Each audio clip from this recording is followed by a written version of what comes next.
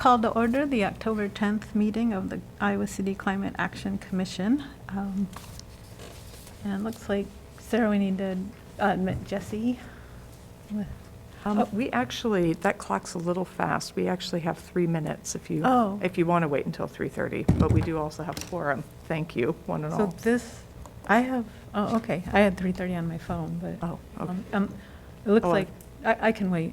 It looks like Jesse. Yep. Yeah, the clock on this computer is 3 minutes slower than this one. Yeah.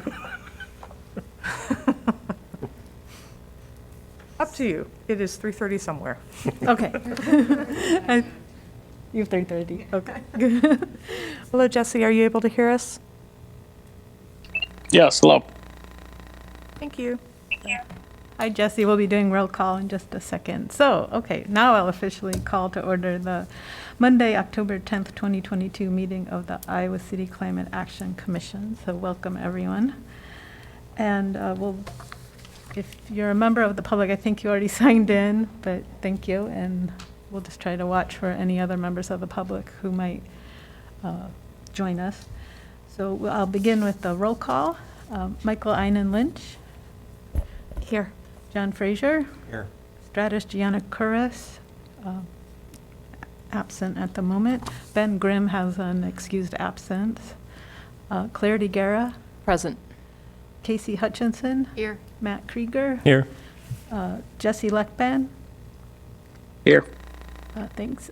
I'm here. Becky Soglin. Gabe Sturdivant is not present at the moment. And Matt Walter. Here. Thank you, everybody. And would staff members like to identify themselves for the record? Sarah Gardner, Climate Action Coordinator. Megan Hill, Climate Action Engagement Specialist.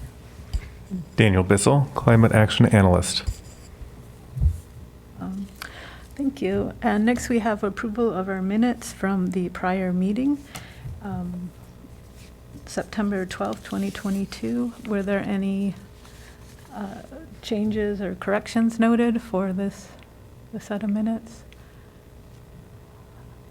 I had just one small item where it refers to the, and I can give it to you, Sarah, the wording. It's about the action item about the solar prioritization working group memo. It sounds a little bit like the working group sent 2 memos, but one of the memos was actually, it said with a supplementary memo outlining current and outgoing solar. I would just to amend that a little bit so it reads a supplementary memo from the Iowa City Manager's Office outlining current. Just move that phrase so it's clear that it was a memo from the City Manager Office. Does that make sense? Yeah.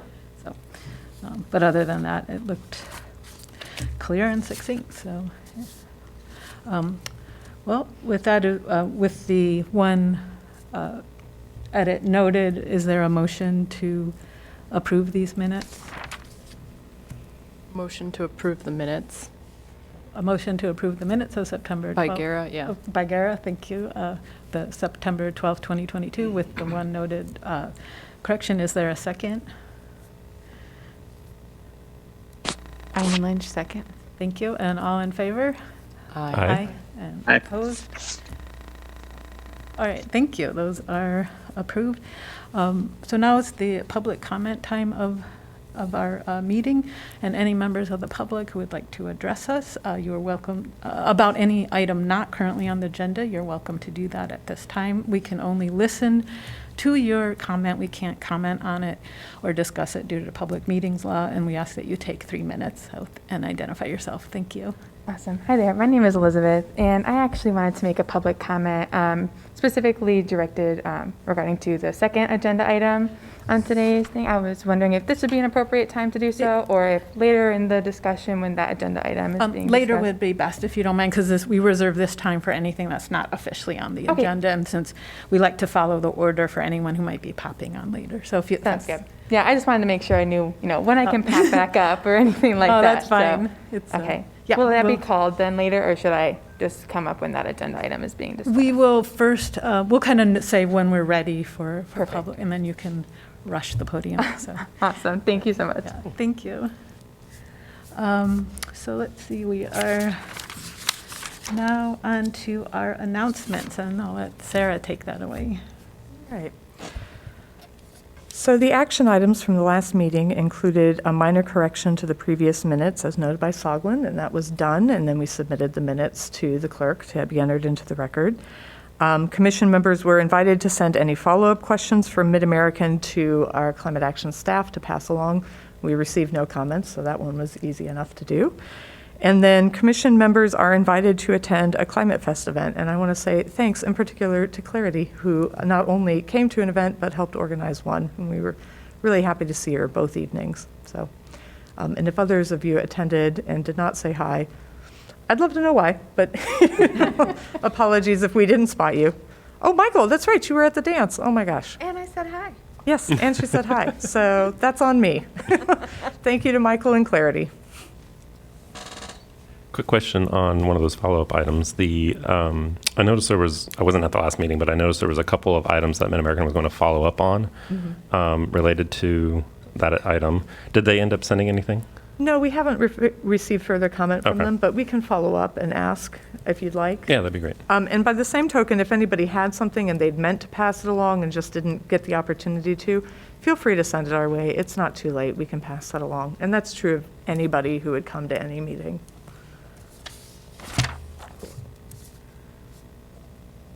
All right. The next item, we wanted to give you a little Climate Fest recap for those of you who weren't able to attend. So I'm going to turn it over to Megan to do that. Yeah, so we had over 2,000 participants online and in person with Climate Fest. The online portion was mostly a Facebook Live with the dance performance. Over 537,000 miles were driven combined with the EVs that participated at our EV event. $531 was donated to Red Earth Gardens as part of the screening fee or the screening donation for inhabitants at Film Scene. We had 35 partners who came to Climate Fest, and like Sarah mentioned, Clarity was one of them who put together a bike ride with the bike library. Sorry for putting you on the spot again. We had a lot of great feedback from organizations. They had some great, meaningful conversations with participants. And Big Grove was excited to host our kickoff event, and they actually would like to do so next year. Did anybody have any questions about Climate Fest? Thanks for all the hard work, and to the commissioners who attended events or created events. Thanks for the effort. All right, and then in terms of upcoming events, you can see we continue to be very busy. I just make a quick note as we run through the list that the first one, the University of Iowa Solar Policy Panel, is tomorrow. And both Stratus and I will be speaking at that. It is open to the public if anybody would like to attend. The Climate Ambassador Waterworks Tour is taking place this Wednesday. We've invited climate ambassadors to come and see how the Waterworks plant works. You know, it's notable because 6 out of every $10 the city spends on electricity, we spend on treating water, so important energy user for us. And that, of course, like our other ambassador tours, is open to Climate Action Commission members. If any of you are interested in taking that tour, it happens at 5:30. Is that right, Megan? Correct. Yeah, just reach out to Megan and she can add you to the guest list. The Johnson County ADA celebration, we've been invited to table at that event, so Megan's going to be doing that on October 15th. It's going to be on the Ped Mall, so that obviously is open to the public as well. On October 17th and 18th, we're going to be sending our staff as well as our AmeriCorps team to the Growing Sustainable Cities Conference in Dubuque. We also are going to be having our AmeriCorps team attend the Iowa City Halloween Carnival, which is open to the public on October 21st. And we have another speaking of event at the end of the month on October 31st. Jane Wilch and I will be hosting a discussion about holiday consumption and energy use. So if any of you have any questions about any of those events or would like to participate, please feel free to reach out to us about it. And we'll just note for the minutes that Stratus has joined the meeting. Hi, Stratus. And then in terms of working group updates, we've got all 3 working groups listed now. I'll say for the solar prioritization working group that the memo was sent to council. Council noted the memo and approved those projects to move forward. And when we get to the climate action plan update, you'll see that they have been officially amended into the plan. Did anybody else from that group have anything they wanted to add? All right. Danny, would you like to give an update from the insulation grant program? The insulation working group met and we discussed the ongoing insulation grant program.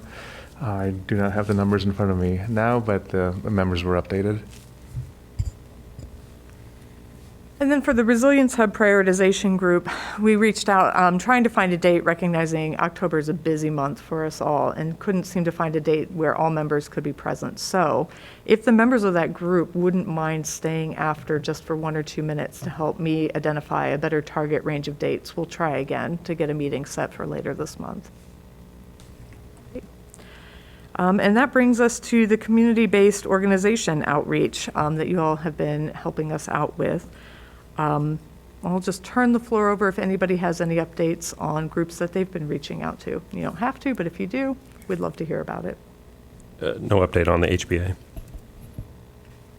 I went to the last South District Neighborhood Association meeting and was able to sort of introduce myself as liaison for the first time. There was a lot of interest in the grant. No. Heat pump, that's the word. Heat pump grant. So I would love, I'm not quite sure the right way to direct people, but I would love to know that. And there's also interest in the information that goes out with the utility bill about how much energy goes into our buildings and interest in knowing how much of that is residential. So getting a little bit of engagement. That's fantastic, thank you. For questions about the heat pump or any of the energy efficiency grants, feel free to put them in touch with Danny or pass his information along to them, whichever you feel is most appropriate. Okay, there's not like a flyer or thing on the website that I could link to, is there? No. Not at the moment, no. Okay. I thought we did have a flyer. We'll look that up. Great, yeah, because I know they'll put it out to their, in their newsletter if there's more information to share. Fantastic, thank you. Since we're kind of going in order here, I guess, of what's listed, Sarah and I actually were both last week on the monthly call of the NAACP and had a good conversation about ways to move forward and potential engagement on training that Sarah, and I think maybe Megan will follow up on, and just other opportunities, awareness about some of the grants, not the heat pump one, but some of the other grants. So I think it was a good connection. They're obviously very, very busy too with lots of even state level efforts. So we're kind of aware of the balance here of time. So, but yeah, very good discussion. So we thank them for making time for us. And with the Black Voices Project, I'm still on kind of email back and forth. I'm finding a time. And, Anyone else? Great. Well, thank you all for your continued efforts to reach out to these different parts of the community. It's very valuable. You really expand the reach of this office when you do so. So it's much appreciated. So our next section is unfinished or ongoing business, and we will begin first with the climate action plan. And we had the summary of updates in the packet along with the complete matrix of specific plans. I'll let Sarah take this away as well. Yes, so it's been a little while. We're a month overdue for our quarterly updates, and that's just in part because of all the other discussions and presentations we've been accommodating. But I don't know, I hope like you or like me, when you looked at the list, like it's an impressive list of things that we've been able to move forward. And I just want to say officially, so that it can be entered into the minutes, I think what we're seeing here is the results of having a fully staffed office. And in particular, I just want to commend the hard work and dedication that both Danny and Megan have brought to their positions. I think the length of this list is very much a credit to all the work they've been doing, which is excellent. And I just want it recognized. So thank you, guys. As I noted in the spreadsheet, normally we have the boxes, we color them yellow to draw your attention to the new actions. You will see that there are several items that are yellow all the way across the board. Those are the items that were officially now amended into the accelerated action plan as a result of the memo that was sent to City Council. So we turned it all yellow so you can see that it's completely new. And you can expect to receive updates on those actions going forward as a result. I know in meetings past, we have run through the list and tried to give you all highlights of what we think is really cool. But it has struck me perhaps a better approach would be just to give everyone a minute to take a look at the updates in the packet. And then just if you each, or as many of you would like, to just ask about one of those things that catches your attention so we can give you a little more detail. I think what you find interesting in it is probably more resonant even than what we find interesting. So we'll just take a second to let you read through that and refresh your memory. And then if anybody has anything in particular they'd like to ask about, please do.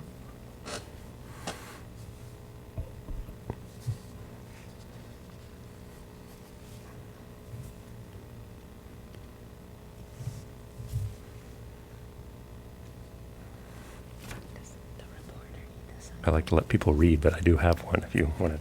We can wait too.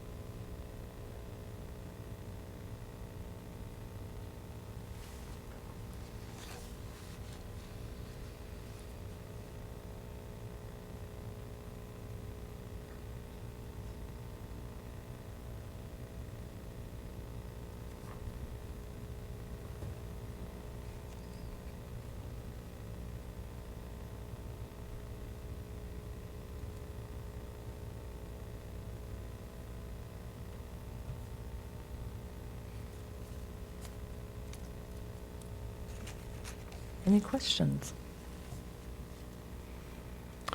I know that the greening of the MLS, working with the realtors, has been kind of an ongoing one, has taken many turns based on conversations that have happened over time. It looks like the update so far is that they were open to having some people attend some training, and then potentially a new program might be in the works. I'm so glad you brought this up, Matt. This is actually one of my favorite things on this update. Danny and I were talking today about how some of our victories are really subtle and easily overlooked. And I said, a lot of our work is like we're trying to get to the Pacific Ocean and we're building a runway here. And when you're standing on that runway, it's like hard to see, right, how it ends up at the ocean. But this one in particular, Matt is right. We've been trying to engage with the realtor community as long as I've been with Iowa City. We haven't actually had much success until recently in making inroads, but we had an idea after attending the Energy Summit last year to sponsor local realtors to attend a green designation course through the National Association of Realtors. And so we reached out to the Iowa City Area Association of Realtors and just offered scholarships and ended up funding 4 folks to go. They got continuing education credits for attending, so it enables them to maintain their licensure. And in return, they spent 2 days in Des Moines learning about just green designations, all the interventions that can make a home highly efficient. After they returned, Danny and I did one-on-one interviews with each of those realtors to ask about the experience. And basically, I think it's fair to say we now have 4 very strong allies in ICAR who came back very enthusiastic about these interventions. A number of them were talking about doing it in their own homes. They were very interested in blower door tests. And so it was an opportunity to talk about how the AmeriCorps team offers that. One of the realtors has actually already commissioned a heat pump, actually 2 different heat pumps for his own home to try it out, which is great. And they all came back talking about, let's get this amended to the MLS. And one of the things we learned from that is that the MLS listings, which you might recall, is in the accelerated action plan to ask, can we get energy efficiency features listed in that? It only gets updated essentially every 10 years. And we're at a window of opportunity where it's going to be updated next year. So those realtors have talked to us about working together to see that it gets added, which I think is just a real victory for us. That means that any home that gets listed, hopefully, in Iowa City will have it noted, the energy efficient features. And in particular, one of the things they brought back from the training that was so effective was saying energy efficiency, as we've discovered in our own rebate programs, right, is not a term that resonates with a lot of folks, but they recommended from the training calling it high performance homes, and then designating these as high performance features. So it's really, I think, getting that sales factor involved as well. So we could not be more excited about this development. I think it's really paid dividends. And in fact, I have already reached out to the new sustainability manager in Cedar Rapids to talk about trying to work together to host a training locally to see if we can't get more realtors from the corridor area, because we know realtors work in both cities, right? To attend that training so that we can just have more folks engaged with these ideas as they're talking to people moving into the area. And hopefully utilize potentially maybe some testimonials or the ones who attended the current training as advocates for even the local education.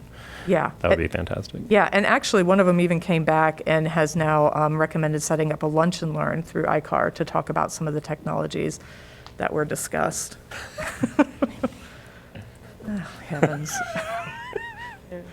Speaking of energy efficient features. Well, thank you for your continued work on that. That's great. Yeah, thanks so much for bringing that up, Matt. Are there any others we can speak to? I promise not to talk as long about them. That one we're just very excited about. I had a question about Gara. Have a question about the Climate Ambassador Program. As a alumnus of that, I'm interested and engaged in it. I wondered, so the premise of the program is that the more conversations we can have about climate action, the more climate action occurs. I'm curious about the continued engagement of the ambassadors, what challenges you found with that. I did notice this past summer that the picnic was canceled. I was so bummed. And just how you feel the effort is performing against your expectations. You want me to take that? Yeah, I think we can both speak to it. Megan's starting out in the program, so we'll let her speak first and then. Sure. From my experience this summer, I don't know if people just have a lot going on in the summer. They're on vacation, their kids are doing sports or other activities. There wasn't a lot of interest in the tours. It could have been the timing too. The water treatment plant has more people signed up for it. I know that we were also going through a heat wave during the picnic. So I think that was part of factoring into it. We are trying to think outside the box, other ways we can engage them, not only in like tours or, come to Climate Fest and talk to participants and attendees and engage with other ambassadors. We're trying to think other ways we can keep them engaged. And actually the new cohort will start next week. We have 11 people accepted into that. And they'll start on Thursday via Zoom again. So. Just a couple other things to note then. One of the other things we've done is launch a newsletter that's specifically for climate ambassadors to try to just raise up some of those ongoing engagement activities and also give kind of a deeper dive, knowing that this is an audience that is more interested in getting a little more into the weeds than we normally are able to do because of this, what space allows in our sustainability newsletter. But I'll also note with that program, it was designed having had conversations with a number of other related efforts. And one of the things we took away from that is that sustained engagement in many ways is a rarity. If you look at something like the Master Gardeners, which is one of the programs we tracked, or the Climate Reality Project, that it's quite normal to have folks go through a training and stay pretty engaged for 6 months afterward, a little less so a year afterward, and then you start seeing some attrition. And so one of the key strategies in that is to have those ongoing trainings so that we're always adding people to the mix. And as part of that, even in the design itself, one of the requirements to complete the ambassador training is that you have 10 meaningful conversations in the community before we call you an ambassador. And we're very clear when we go through it saying, like, if that's all you do, that's great. That's still helping us out because those conversations ripple outward. We hope that you'll continue to. And when we track the continued involvement, it's subtle, but we actually do have a slightly higher continued involvement than other organizations, which I think speaks to the interest in this. We have about a 30% retention rate, which is even more impressive when you consider that a number of our cohorts up till now have tilted a little heavily toward university student engagement, and so we lose folks naturally just by graduating and leaving the community, right? But we are continuing to look at other ways that we can tweak that program. We have been in discussion actually with a facilities manager out at ACT about offering an ACT-specific climate ambassador training for their employees. One of the ideas for that program has long been to try to partner with organizations to see if we can't have different hosts that have that kind of targeted event. And so this is actually, I think, one of the other exciting things about having Megan now fully on board is that I think she'll be able to give it a bit more attention, and hopefully we'll continue to, folks who want to stay involved will be continuing to find ways for them to be involved. John. So as a in-semi-quasi-active ambassador, I'm reminded you have the answer to this, and it's your Venn diagram. Because what I keep challenging myself and people in other organizations that I am active in, and I'd hate to think that somebody goes through all that training and they're only active for 6 months.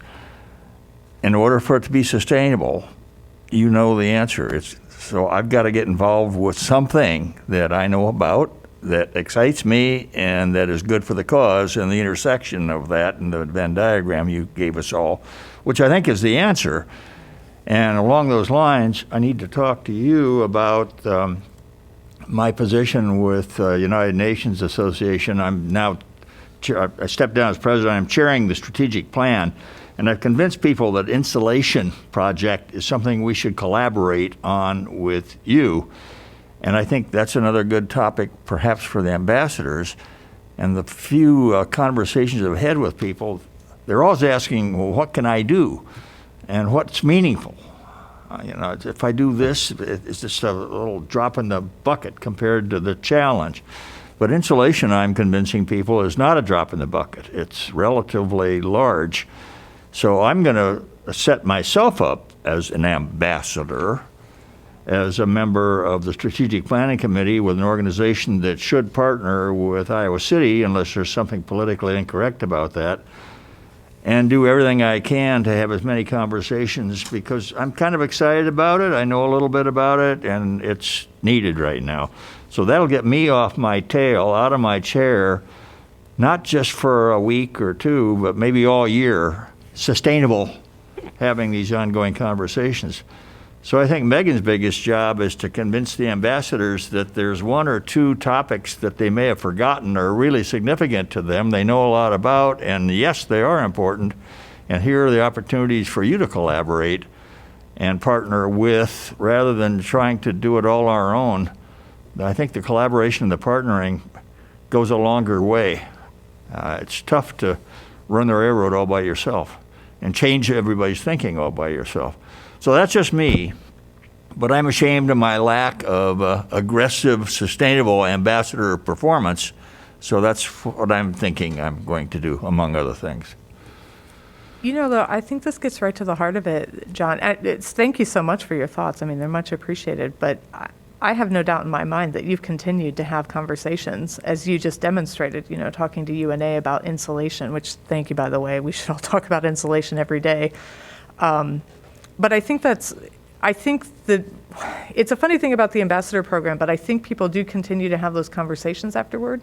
We just don't have a great way of tracking how they're happening, right? And maybe that's something we can give more thought or attention to. Good Lord. I did have a kind of a follow-up question to that, though. So, back before the ambassador program was developed, we had as part of the, outreach committee that we had at the time, talked about that targeted outreach to different groups. And in fact, our assignments to speak to different community partners is one of those.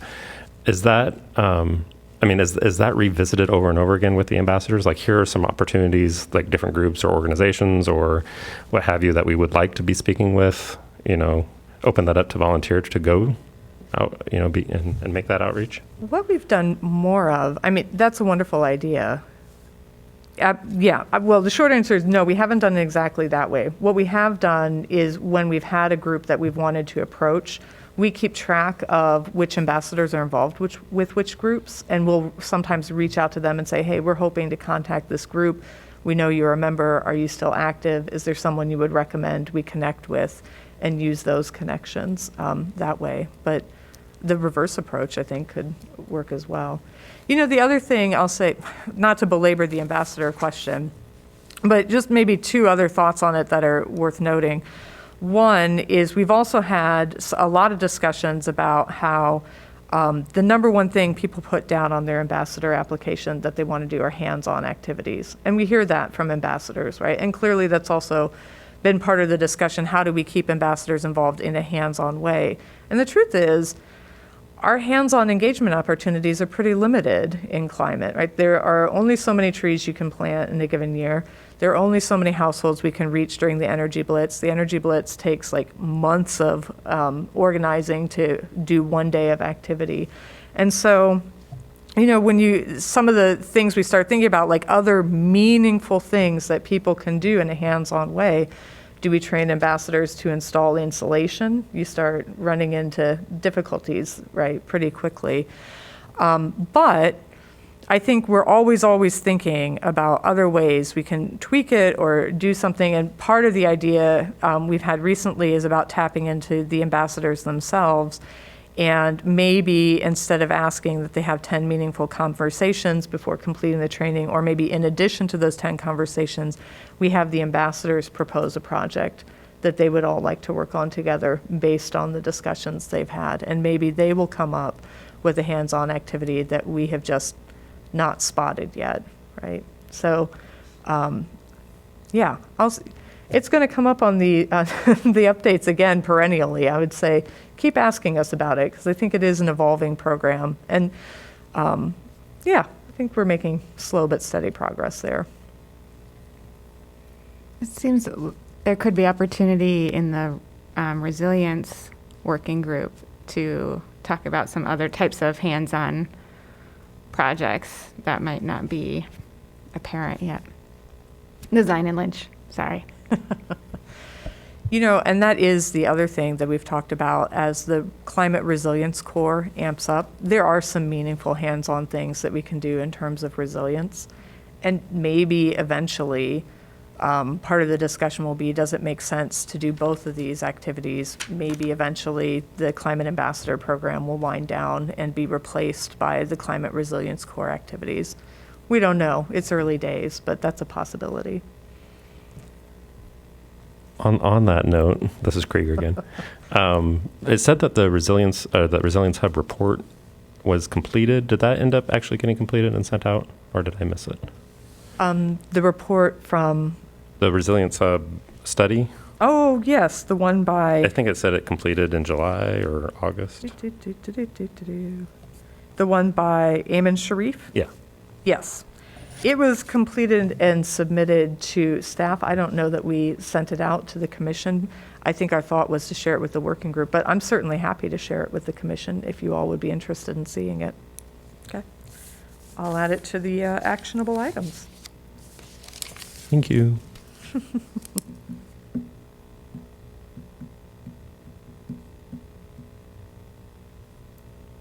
Anything else? I just had one question on, and first of all, I think when you said like now that you have full staff, I feel like it's more than 3 times the work. It's like exponential, to the at least the third power. So it's very impressive what you're getting done. On the audits that were done by the Green AmeriCorps, that's great, this 109 audits, it was very concerning to me that there were 14 gas leaks found in the process.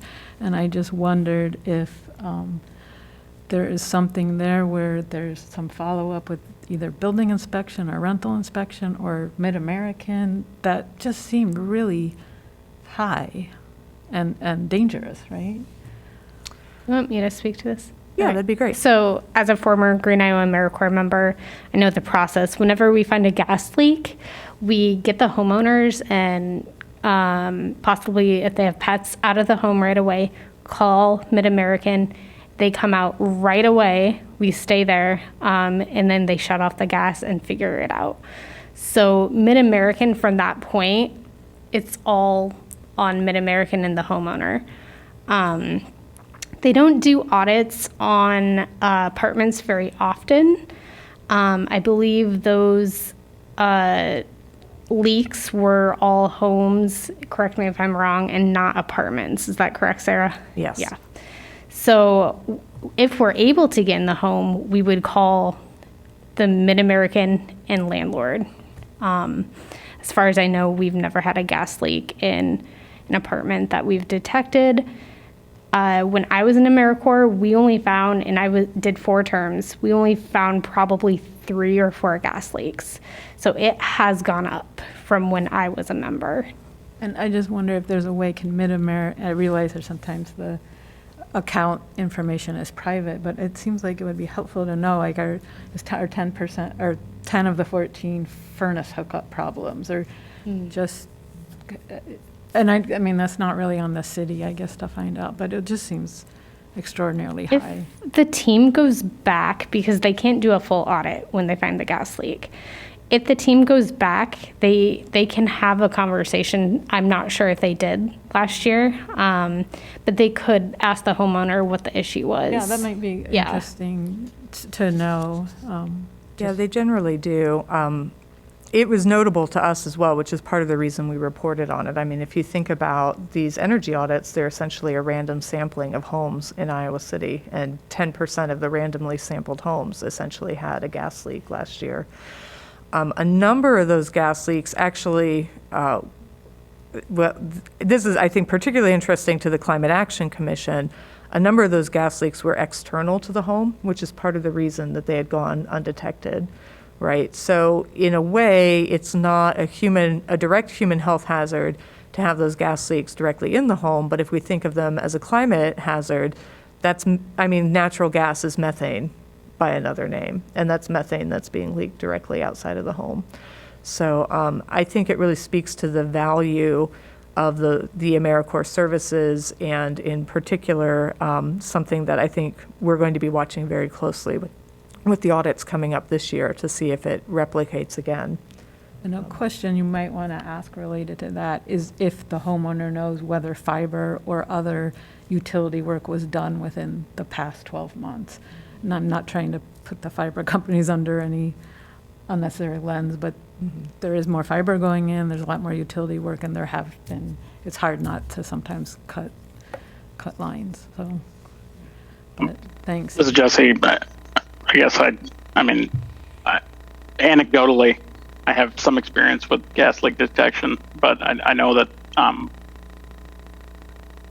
when I lived in central Iowa, actually before I worked for the company, my uncle was a gas serviceman as well from Mid-American, and shortly after we built our home in 2009, he was dispatched just because our gas meter was detected as needed to be replaced through some kind of quality assurance program or auditing program that was done through Mid-American to look kind of, I believe, new construction, and found that our meter was leaking, so we had to replace our meter.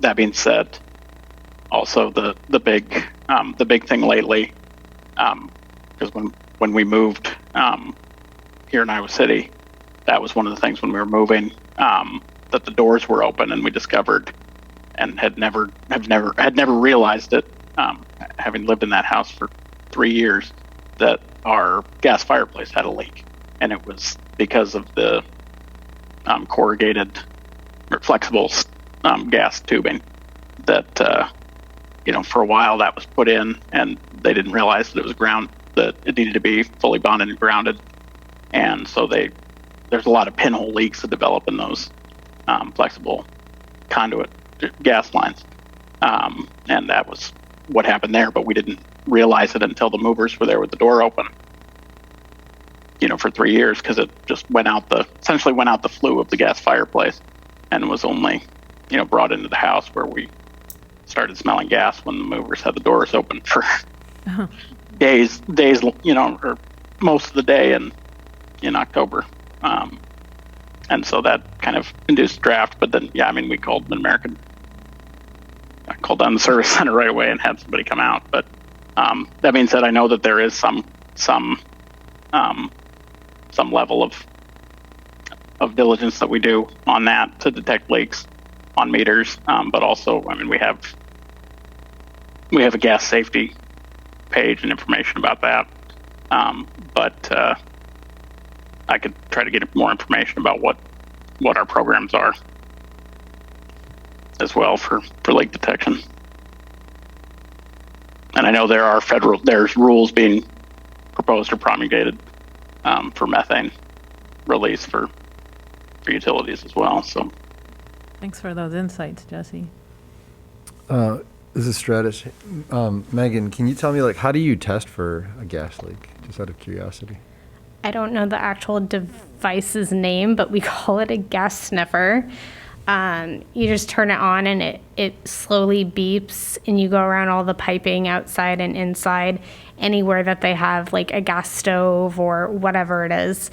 And if there's a gas leak, the beeping increases, and that's how you know there's a gas leak. I'm pretty sure gas sniffer is the industry term, to be honest. Pretty much. So if you've never taken advantage yourselves of our home energy audit program, let this inspire you to do so this fall.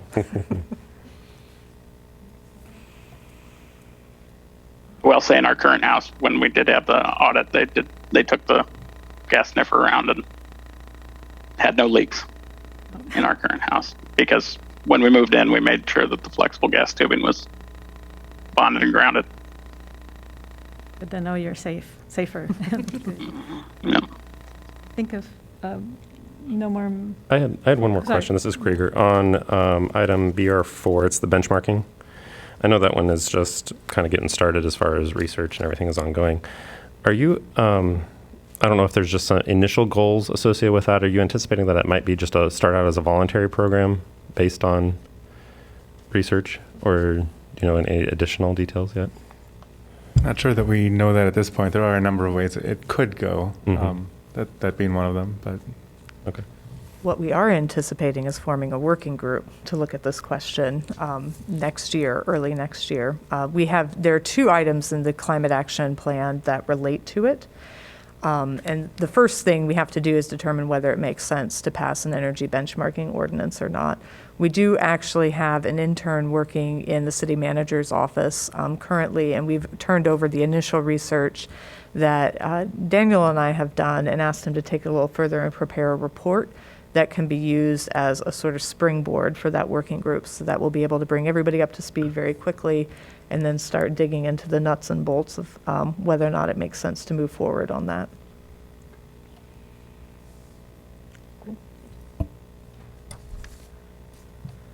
Sorry, I'm just full of all sorts of questions here. On SLE1, that's the Sustainability Forum and Events. There was an update in August for the Small Business Focus Group that held a discussion. I was just wondering if there was just a summary of items that came out of the discussion points from that group. Yeah. as far as priorities and other things? Absolutely. That was actually a really interesting group to talk to. Not surprisingly, most of the sustainable activity that the small groups had engaged in or thought a lot about had to do with recycling. So in this way, it parallels very much the conversations we have in the community. Two of the participating businesses reported being in a fairly new building and really appreciating the energy efficiency aspects of it. The other two, or the others in the group, did not have that, but weren't sure how to engage their landlord. And one of the reasons we are having this conversation is because we had really great uptake of the TIF funding in the industrial sectors when we launched it last year, and we've had considerably less uptake in the downtown area. And part of that we had identified as a potential hurdle, the sort of disconnect between the landlord who owns the building and who occupies the building. But we wondered if there weren't other factors in there we weren't seeing as well. One of the outcomes that came out is that all the businesses reported being very interested in sustainable activity, but just really struggling to know, like, where's the biggest bang for the buck? What should they be focusing on, right? And so very interesting conversation around that. One of the businesses proposed hiring in essentially a sustainability auditor for small businesses and coordinating that activity. And so we talked about offering grant funding for that activity should they want to pursue it, and giving the businesses that participated first right of refusal to participate in it. So hopefully we'll have another update on that the next time you get one of these. But I think really productive conversations, and actually one of the great outcomes of that is we connected with a number of businesses that we just simply had not connected with before. So it was good.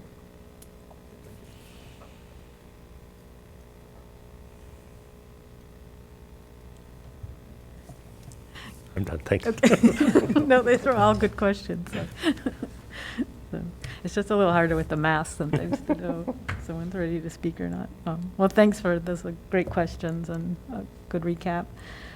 Our next item is the 24/7 initiative questions and next step. And we do know we have someone in the audience who would like to speak, but I wanted to, Sarah do you have a little bit of a recap for us, or do you want me to, or what?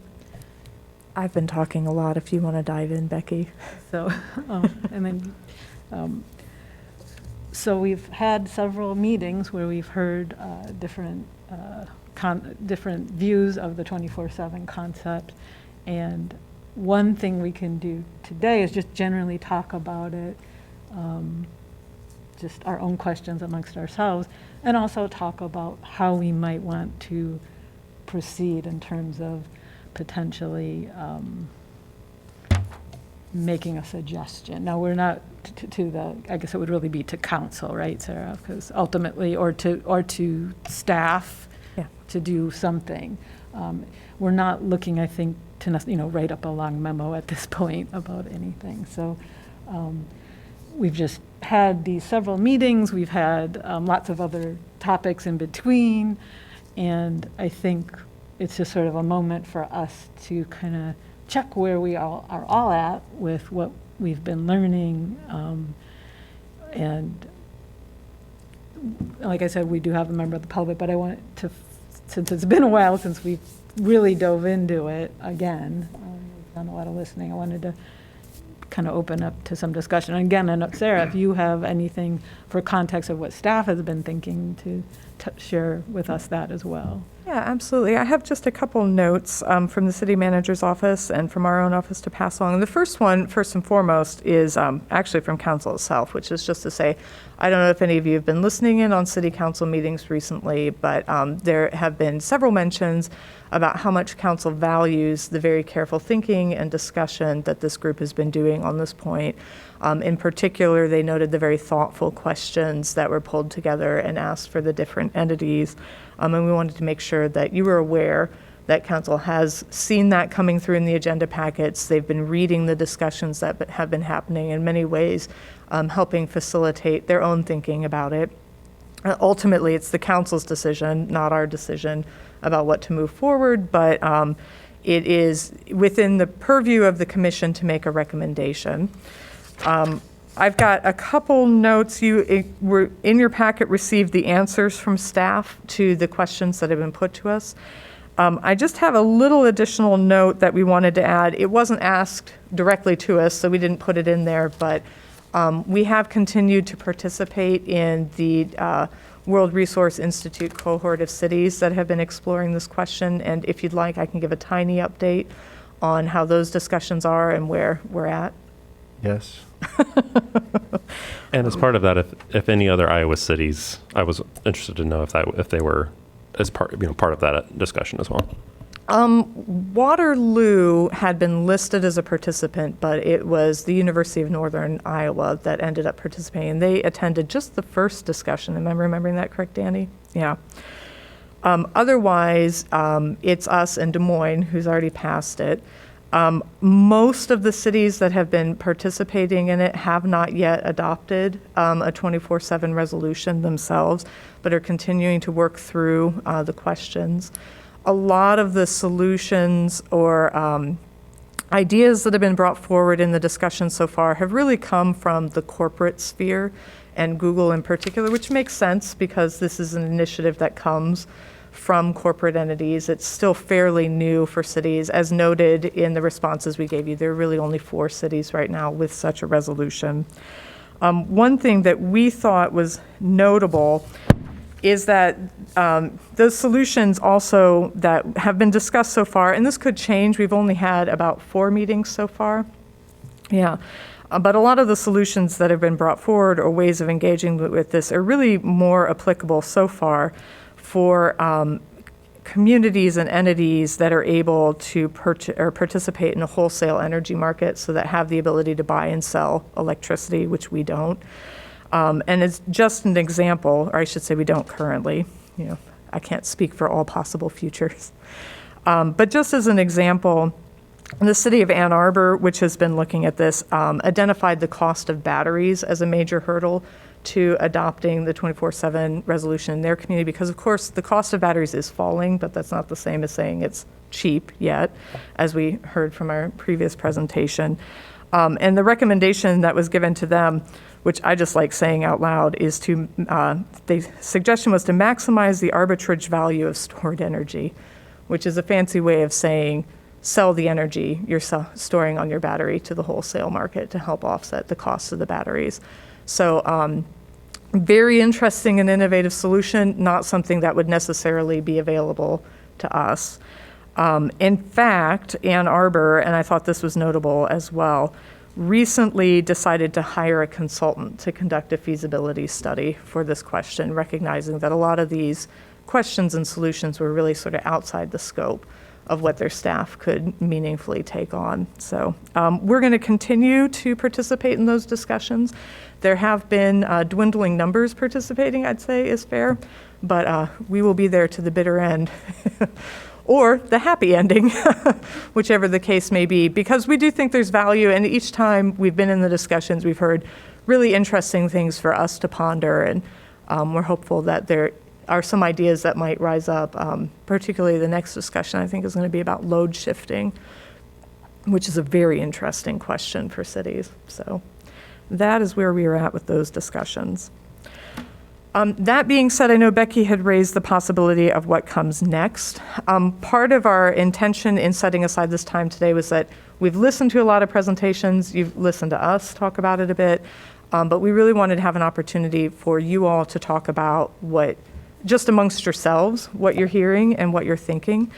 And then in terms of next steps, whatever you recommend, one of the key things we'll want to include are key points for the council to consider. This has been really helpful for me to think about in this issue. We would recommend council thinking more, looking more into something like this as an example. And those will get noted in the minutes today as well. And then in terms of next steps, if you choose to recommend that council move forward, we would want to prepare a formal memo. Anything short of that does not actually require a memo. It'll be noted in the minutes. So if you want to recommend that there's more time for further discussion, we can continue to do that. And maybe you have suggestions on what that discussion might be about. If you want to recommend no action at this time, you don't have to prepare a memo for that. It would be entered into the minutes. If you want to recommend that the city council move forward or take some other step, if this makes sense, some active action, that's where a memo is required. Does that make sense? Okay. I know this is all very complicated and new territory for all of us, so. That being said, I think the thing to do is just turn the floor over and let you discuss amongst yourselves, and we want to make sure we have time for Elizabeth to come up and enter her comments as well.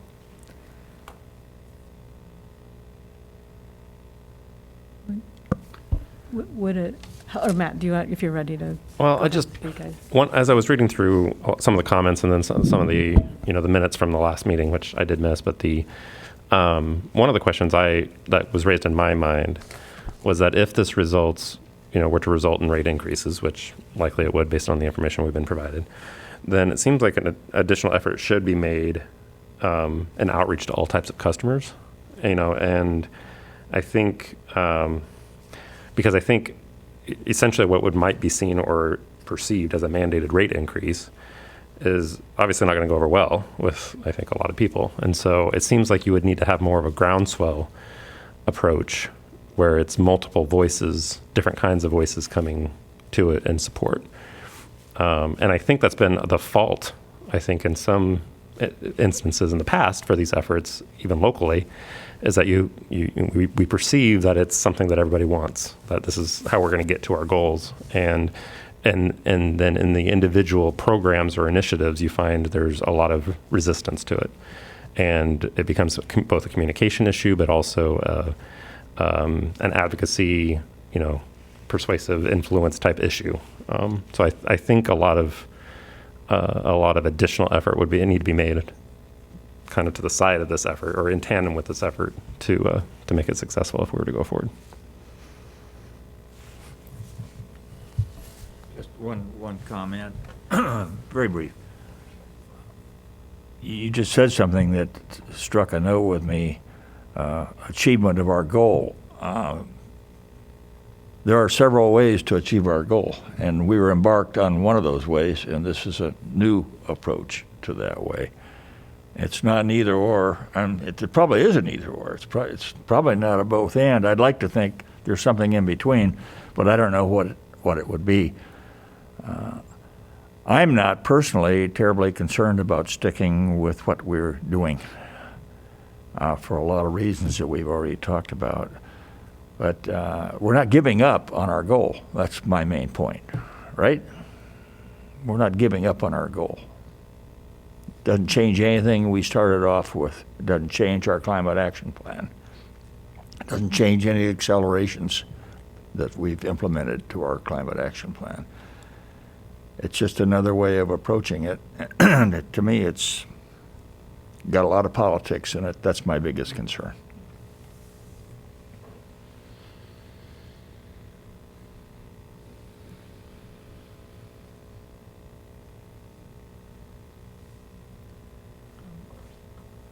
I would just like to echo, Matt Krieger, you phrased that very well, the issue of cost and the impacts, and really having widespread understanding and input from our community, and then kind of seeing what the reaction is, seeing what the support is. I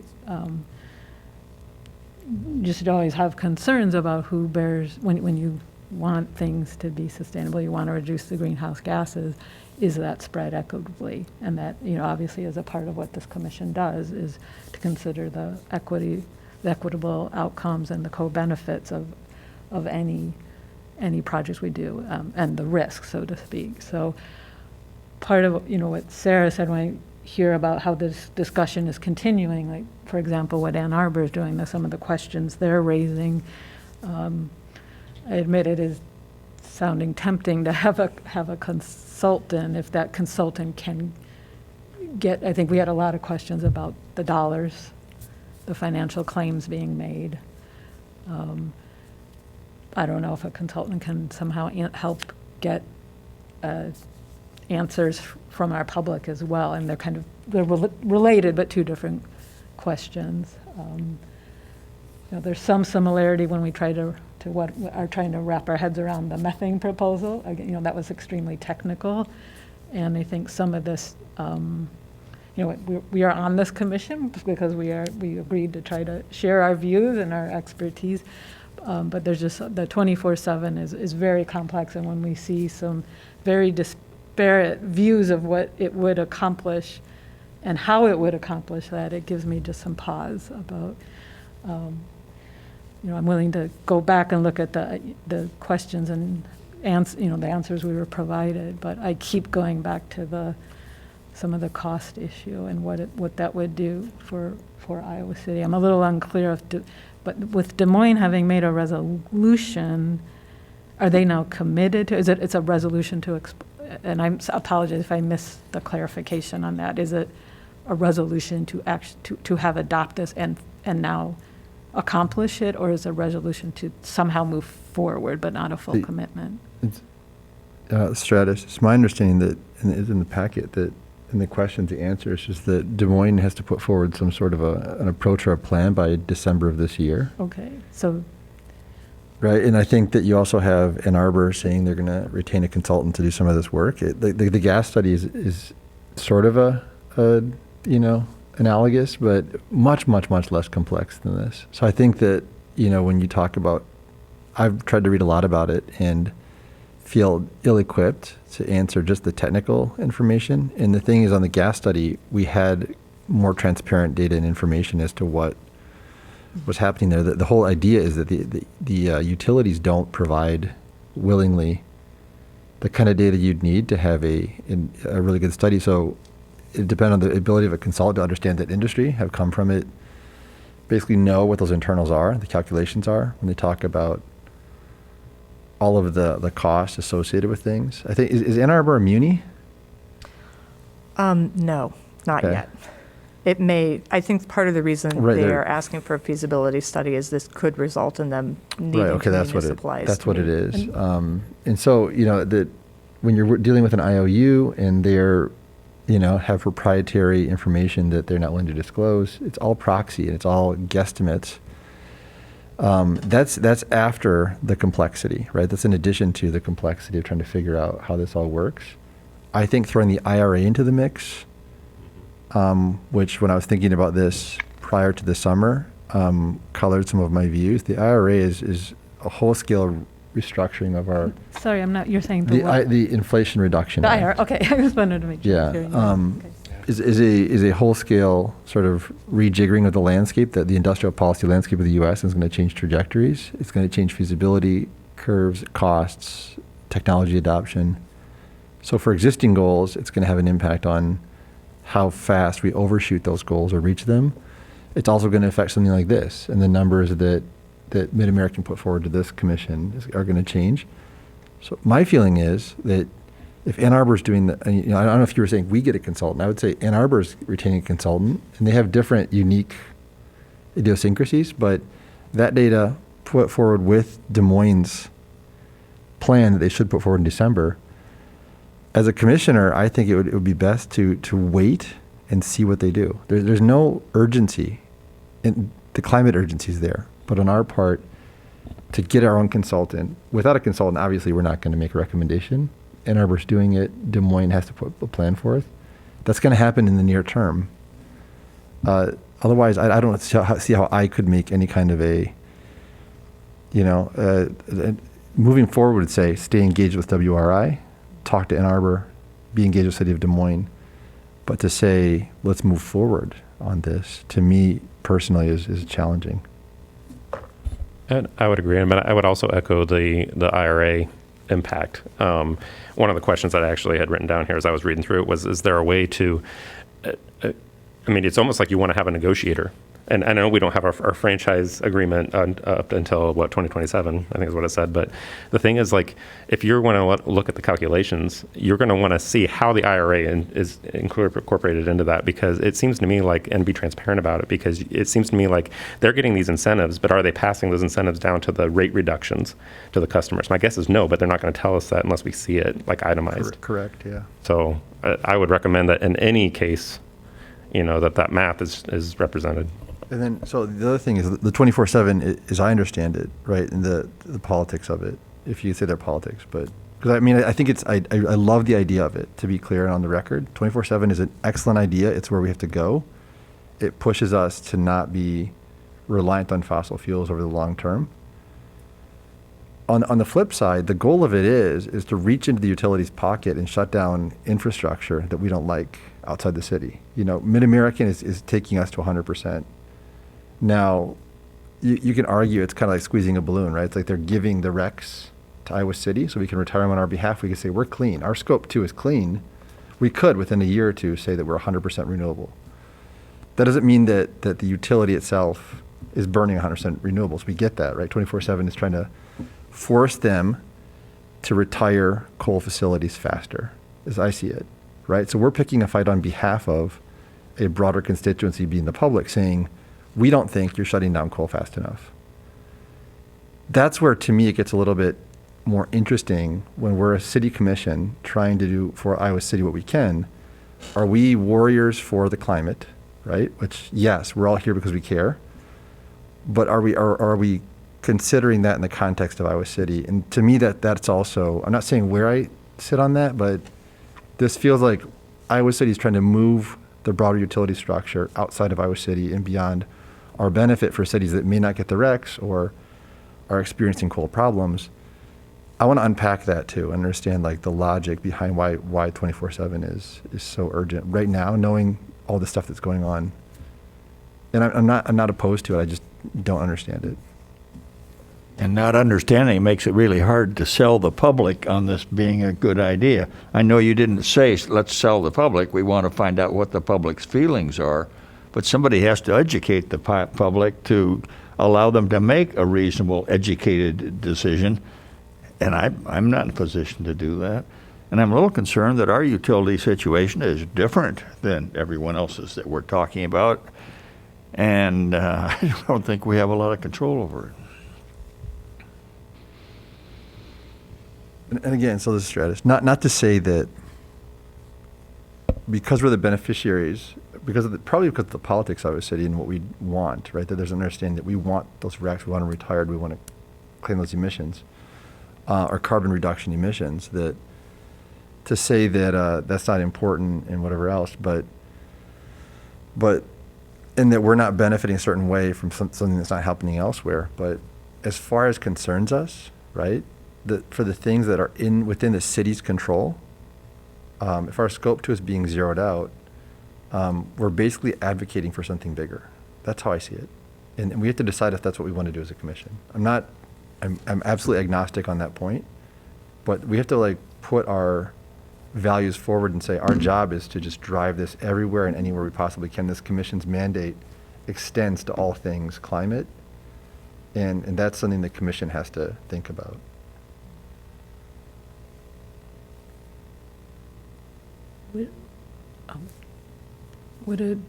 Could we maybe allow Elizabeth some time now? Yeah, Yes. And thank you for all the comments. And I can say what you just said was an articulation of some things I've been thinking. Excellent. Elizabeth, do you want to come back up? And please give your full name and share with us your thoughts. Thanks for your patience. Yeah, no problem. I talk hate through to other interrupt agenda items. this good discussion and all the good questions and everything. But real quick, yeah, my name is Elizabeth Wagner. I am an Iowa City resident, and I also work with the Iowa Environmental Council, who you've heard from earlier this year. And so I just wanted to make a comment today and point out that some of the questions and answers provided in today's agenda packet seem to not incorporate some of the information that the Iowa Environmental Council provided to the Commission on the topic of 24/7 CFE resolution. So please allow me to just reiterate some of the information important to today's topic and invite you to review that information that IEC previously provided in the further discussion today as well. And I know that discussion will continue. So first, I just wanted to restate sort of what you've been talking about already, that in April of this year, the IPCC announced that in order to limit warming to 1.5 degrees Celsius, global electricity production will require a nearly complete elimination of fossil fuels from generation by 2030. And so in response to this, the U.S. declared a goal to reach carbon-free electricity nationwide by 2035. And so a local 24/7 CFE resolution aligns both with that policy and so in the most recent climate science with that urgency. And second, several of the questions in today's agenda address rate changes, and I know that's been a big topic so far in today's discussion. And we just want to state again that a utility cannot set a city-specific rate without review and approval from the Iowa Utilities Board. And there was also a question regarding the risk of preemption in terms of franchise agreements. And we want to emphasize that the final 24/7 carbon-free electricity resolutions passed by both Des Moines and Waterloo did not include the mention of a franchise agreement. So as that early language was removed after input from the utility, so an Iowa City resolution would not need to include franchise agreement language in order to pursue this goal. And, you know, Iowa City needs a clean energy goal that imagines a electric grid in 2035 that is free of fossil fuels. We know the urgency, the climate crisis necessitates this. We don't have all of the answers yet, as we all know, and Iowa City will not be responsible for solving it all. But we do know that work must take place to capitalize on Iowa's renewable energy capacity, expand energy storage, use energy more efficiently, things like that. And our city can do as other cities have done and use this resolution really as a starting point to shaping city efforts and working with utility partners and community stakeholders and really lay out a vision for a carbon-free energy city. So just wanted to add that in there. So thank you so much. Thank you. I mean, I think one comment in there brought up another question in my mind for us to consider potentially, is that when the accelerated action plan was adopted, it also increased or adjusted the goal based on the newer IPCC goals. And so, you know, those are going to continue to update. And I think one of the questions we have to ask ourselves is, will we also adjust based on that, or should we?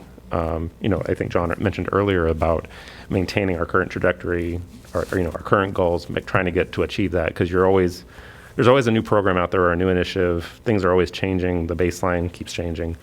So I think maybe we need to also discuss what is our, you know, threshold for being able to do that. You know, what do we think we should be doing? I'm kind of mixed personally. So, but. Matt, do you see that conversation happening in the next month or two, or more wait until, as Stratus has suggested, there's at least 4 or 5 sources of information we could get and which means waiting till at least January or February? Oh, yeah. I mean, I think within the time frame of everything, that seems kind of logical. Concurrently. Yeah. Did you want to say something, Stratus? Or? Yeah, I mean, I guess just, Matt, based on your that's my impression too, is that I do hope that and wish that we saw the climate action plan as a living document, and that when the science comes, you know, when the IPCC makes a recommendation and there's alignment across those bodies, the commission should directly consider that, right, in the face of changing evidence of what it's going to take to avoid catastrophic warming, right? And so the question is, what are you willing to accept 0.2 or 0.4 or 0.5 more, or are we unique in having our responsibilities not coincide with the broader decarbonization efforts or things like that? But I think that the analogy I always use is, like, you're trying to make it all the way across the canyon when you jump, and so setting a goal to, like, get 90% of the way puts you at the bottom of the canyon. There's degrees, I guess, literal degrees to what different scenarios under warming scenarios imply in terms of risk and positive feedback loops and things like that. And so the best thing we could do as a city is say, we are IPCC aligned, which is the best scientific evidence out there, barring us saying that adds doubles utility rate costs, and that's the only tool we have to be in alignment. Then it becomes an equity issue, and it's a question of, is our city uniquely disadvantaged, you know, like some cities will be in this process? And then the question is the federal government coming in to help? Are policies going to help, you know, take the sting out of this, et cetera? My question is that part. And so yes, if we can look at Ann Arbor's information and Des Moines' information, and we can take that seriously and think about what that implies for us, maybe it's not a 24/7 goal, but it's an update to the climate commissions or the climate action plans, accelerated planning, but just echoing Matt, I guess, that we should be thinking about this as updatable. But it has to come with evidence that we know. I mean, we don't, as Elizabeth said, we don't have to know everything. What Greta Thunberg said, it's like cathedral thinking. People who built the foundations of cathedrals, they were like, these were 200 and 300 year projects, right? They didn't even know what the buttresses would look like, but they started building them. This is the climate scenarios. We don't understand what, and we can't say like, if we knew how it was going to pencil out and then moved, I think that disaster would be upon us. So we have to move to a certain degree without knowing what's out there. But if it's if 24/7 is just symbolic anyway, and it's getting the city thinking, then I think that we are thinking, and we have to move forward before we sign on to a particular set of policies that we don't understand. This is Einan Lynch. I think in terms of like making a big, bold statement that like this is where we need to go or this is what we believe in, this is like we are really stating and understanding the changes that need to be made in order to avoid catastrophic warming. That makes a ton of sense to me. The part that I don't understand is in terms of this specific resolution, like what are the actual steps that can be taken to actually achieve that? And it seems like Win Mid-American is kind of our one pathway to making the changes that just, it seems very adversarial in a way that I don't see the like actionable steps toward. But like the concept and the declaration totally makes sense to me. I mean, I think, when is our climate action plan scheduled to be updated? It's every 5 years, right? It would be next year? Currently, we're in phase 2. Phase 3 runs through actions initiated, I believe, in 2025. So we have a couple years Okay. On the accelerated action plan. And then, yes, then we'll be thinking about an update. Okay. Would the commission, I feel like I have a little summary I can make of all the, I'll do my best. And if that were, I can say it, if that were entered into the minutes and potentially for the time being is what the council sees, as Sarah noted, the council sees the things we've been talking about. And in some ways, when you think about it, like, well, in certain situations, you're making a recommendation, a formal memo is required. When we are still grappling with the issues, that's helpful to them too, right? If I heard you correctly. So what I kind of heard, and I'm trying to order this, is that the 24/7 on the one hand is a laudable goal. There are concerns about whether it would be seen as symbolic because it doesn't necessarily push the needle in a sense beyond our borders. We have concerns about cost impacts and equity. It's also not, it is the only avenue, one involving our relationship with the main utility, Mid-American Energy. It sounds like the commission would like to, if I think I'm speaking for us, we would like to wait and discuss this again in January when we can learn more about, January or a little later, what Ann Arbor's consultant found, with of course caveats that they have a slightly different situation, but we could learn from their report that Sarah and Danny and other staff, that as they attend the World Research is it Institute or Initiative? I think it's Institute. Meetings, they continue to bring some of that information back and reflect on it as you can. We watch what happens in Des Moines now that they're making a commitment and they're issuing a report. We want to recognize that the Inflation Reduction Act is already having an impact on how we should be thinking about these things, and there's just much more yet to be seen. And we would like also to have the time to see what that might do. And kind of this I should have probably mentioned a little earlier when we were talking about the cost impacts, that we don't feel like we have a sense of what the overall community really wants. We appreciate we've had the different groups come, and someone else will have to wave their arms. But we're just not clear what the community is thinking on this type of thing.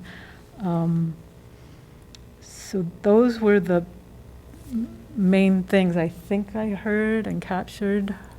If I missed anything, I mean, it'll be in the minutes as we were discussing it, but I thought it would be helpful for us to kind of recap all of that was just said. Did I miss anything major? I think you said it, but there's some unknown about the how far our utility partner will go with us on this. So Yes, that was we don't part have to name them, but they're unique. They're different than the other communities that we're looking at, and that could change the whole situation right there. Just Yep. and PUC. Oh, I mean, we this also is don't- Jesse. I mean, Mid-American is the main utility for Des Moines, and I believe Waterloo as well. So, I mean, in as much as they Mike and Catherine have participated in those, I've not been privy to those conversations, but I mean, they're. And PUC They were. is common to Des Moines and Dubuque and Iowa City as well, but certainly unknown to me from a political standpoint where they would go on this. And I guess, I mean, the other thought that I was having with this too is that, while they don't provide a huge piece of, electric service in Iowa City, that we're not the only utility, especially for the city's main use at the wastewater plant. That are there implications to? I forget if it's a rec or who it is down there. Probably a rec. But Yeah, it's a rural Yeah. electric cooperative. Yep. yeah, what?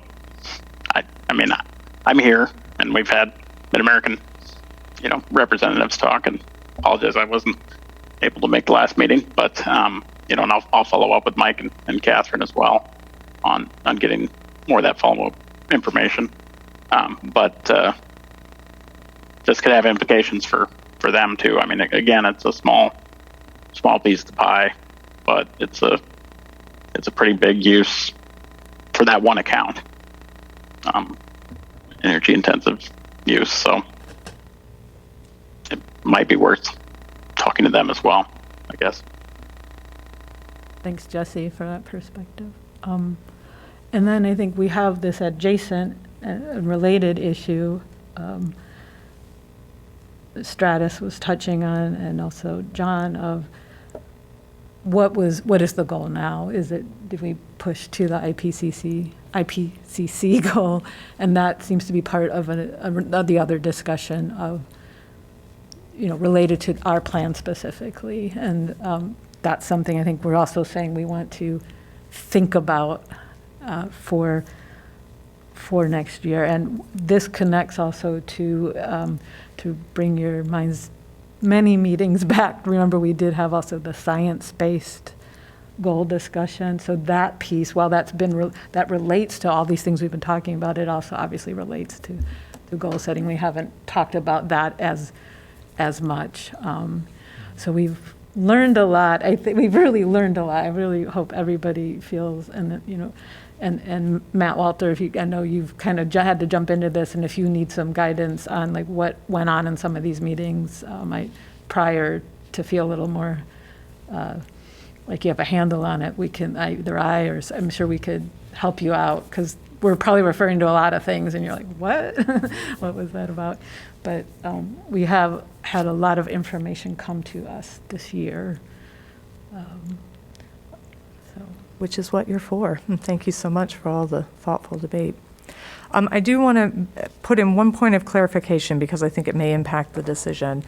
Although Des Moines is supposed to put forward a plan by the end of the year, Ann Arbor probably, it's unrealistic to think that their feasibility study would be completed by January. So that's probably a longer timeline if we want to wait and see what comes of that. Yeah. Will the shape of their study, or kind of do they think that the study is going to be kind of put out for bid, or Yes, they're the bounds of the study would be there by then? that I don't know. We can reach out to our colleagues in Ann Arbor and ask where they're at with it. They are putting it out to bid, I know, but it's a very recent development there. So what we know about it is very limited, other than that's the direction they're choosing to go in. You know, and it's worth noting that I think so far the only city in that cohort of cities that's decided to go in that direction too. So it remains to be seen what other cities will do. So at this, oh, sorry, go ahead. I was just Michael. gonna, are we the only city that already has in this group that already has such a detailed plan? Like, right, Des Moines at the point of saying like, okay, we recognize this is an issue, we're gonna now make a plan. Mm-hmm. We kind of already have a plan. Is that different? That's actually an excellent point. I can't speak to all the other cities in the national cohort. I can certainly find out. Ann Arbor, I think, does have a plan that's existing. But in Iowa, the two communities that have adopted this resolution have adopted it as part of the launch process for their own climate action plans. They do not currently have plans, and this is folded into it. So, yeah, we have an existing plan, and we're a little unique in that way. Just as a sidebar comment to one of my previous comments, if the Iowa Environmental Council wanted to have a marketing campaign to help influence the public, that would be very helpful too.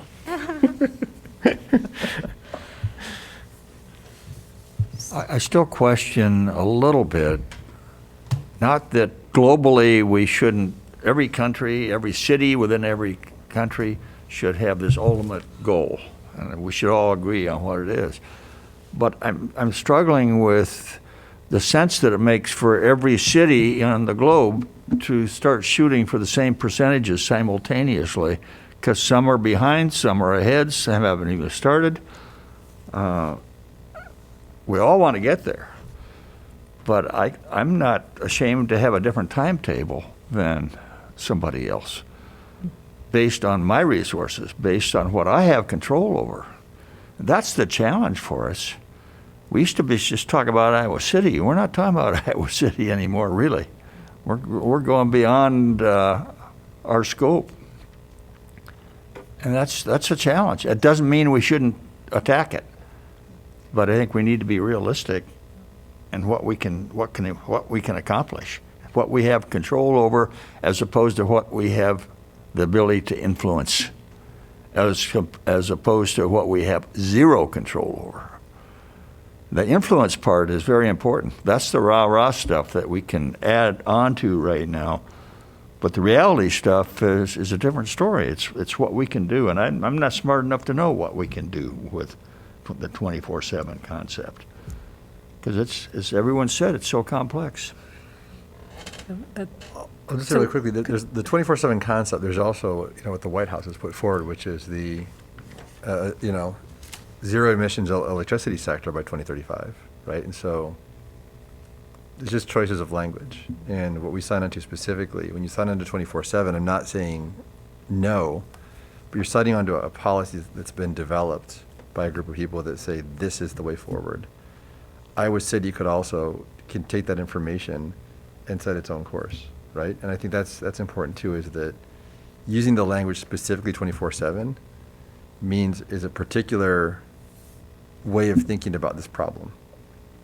And we should think really hard about what language we use. How communicable is it to the public? Does it make sense? Does 24/7 the best phrasing for this? Because words do matter. And so I like all of the above, but I think that we have to talk about that too.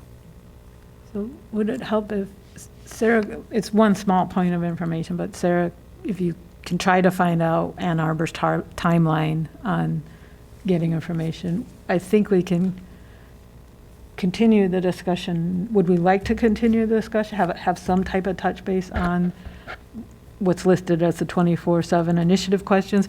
We can, a little bit to your point, Stratus, have this listed a little differently as something like goals, question mark. I don't know. Revised goals or whatever it may be. Pardon? Or, Revised goals or something, yeah. And come at it and just to continue, we can, so two things. One, we can decide based on what, again, that's one small point about what Ann Arbor might be doing. Decide whether we want to do anything different. Do we, for some reason, do we want to do some type of memo or the discussion and summary we had today and whatever else we discuss next November? Is that for now fine? And then we wait for whatever, a reasonable time for whatever information. So that would be one thing I propose. If it's helpful to have it listed different, though, then, it could be something and 24/7 initiative. So we're in part, it's a little bit of signaling, but it's like we're saying we're thinking of this, but within a bigger context as well. Just then if it's on the agenda, it's a little bit semantics, and I'm aware that we're just at the end of time. So. No, Becky, I think that's a good point. No, we're at the end of time. I can. You're saying like to have a memo go to council to say that no memo. I'm just saying that next time we can, if we want to continue the discussion, we can list it as 24/7 initiative and GHG goals. It can be a little bit, we can list this a little bit broader. Yeah, I think that's helpful. Yeah, because we're getting really, I don't know, it feels like sort of stuck into 24/7, but if like the bigger picture is, do we want to make a stronger resolution or change our goals in any way? Or are we, so it's not necessarily just 24/7. Right, exactly. Thank you for saying, and we could just have a little, and keeping in mind there is a timeline that's already, been set for revising things, but maybe that would allow us to think a little differently, just explore that. Would that be okay, Sarah? It would be. One thing I would want to offer, if we're truly talking about revising goals, everything that was in the climate action plan went through a public comment process. And so if we revise goals, or if that becomes the recommendation, we would want to recommend potentially. And maybe it's not revising goals, maybe it's looking at, are we on a pathway to get where we want? There's, ways that we have brought in new things within the framework that are allowable and measured, if you will. So I didn't want to open a can of worms there. My feeling would be that we would visit this in the January meeting based upon seeing what Des Moines, what's out there. Staff could help us to put in the packet whatever Des Moines submits, and we would read it and just comment as a group to stay on it. That would be, to me, an interesting thing, because it's a point at which we hope, or whatever the date the Des Moines, if maybe they don't make the December date, maybe it ends up being February, but I would say the next point of discussion on this could be what has Des Moines submitted and how do we think that impacts the commission. So would everyone be okay with we would leave this off, we would basically leave it off the agenda till January? Just give a little pause? Or Michael, are you? Yes, I know we're over time. I just ask a clarifying question. Like, when we look at our current plan, are we now saying like that plan is not aggressive enough? Not necessarily. No, This is more aggressive than our current plan. but that's not saying our plan today is not aggressive enough. Like that to me is kind of like the main question. In my mind, it is a revised goal, and it should go through public inputs process, because that was my point earlier. You need a bigger groundswell of backing behind it, and you get that through public inquiry. So maybe Sarah and I could figure out what, if any, is a discussion item for November, and we always can take a little bit of a pause and bring it back in December. I just want to be very mindful we're kind of already time. Would that be okay? And this isn't to shut down the discussion at all, maybe just because we kind of started getting off to another bigger topic. We all thought we're here to talk about 24/7. We did that. We did a really good job of that, but it turned out there's something else there, right? So if it's okay, our next meeting, which we'll keep is Monday, November 7th from 3:30 to 5 in this location. No changes, correct? Is that, we're here? Yes, we are Okay. here. And then were there any for actionable items? Sarah, did you, or Danny or Megan jot Yeah, down? I'm going to amend the minutes to make it clear who wrote the supplementary memo. I'll follow up with Mid-Am on the questions we didn't hear back from. I'll put the report from Ayman Sharif in the next agenda packet. We'll try to find out a timeline from Ann Arbor for their study, what they're proposing. And then Becky and I will meet and figure out what to do with the agenda in November. So, and just thank you again for your comments. You know, the council is reading these minutes very carefully, and all of this is very useful. So, thank you. Thank you, everyone, for your time. Sorry we went a little over. And thank you, Jesse, for being online. So we'll see you all. I can't believe November's coming up, so. So take care till then. Thank See you. you, Jesse. Oh, do we need to? Oh, sorry. Yeah, official. We got to be official. Oh, somebody, a motion to adjourn. Oh, I move to adjourn. thank you, Jesse. I'll Is there a second. second? I second. Second by Krieger. All in favor? Aye. Aye, we are Aye. adjourned.